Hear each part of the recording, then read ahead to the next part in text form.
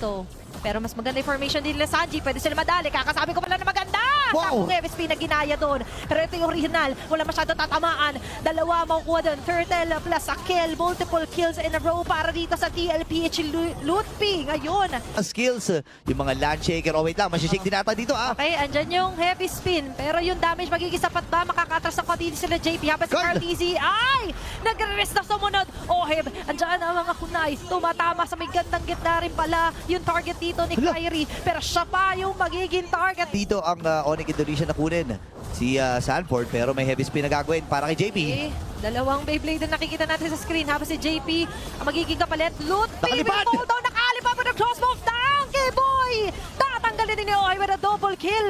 Andyan yung mag-reset, mag-antay ulit ng bagong target. At kakasabi ko pala na mag-antay ng bagong target. And Sats, Okay. para maklear na mabilis yung wave. Pero sa may bandang iba, magaganap si Sanford ay magsabay na! Grabe naman yung Endless Shard, hindi niya kayanin. Natanggalin to si Sanford habang si Sanji naman with a copied heavy spin. Lalim. Ay may peppervent doon yung mga members ng Onyx ID na pumalo up sa magandang huli sana for Onyx.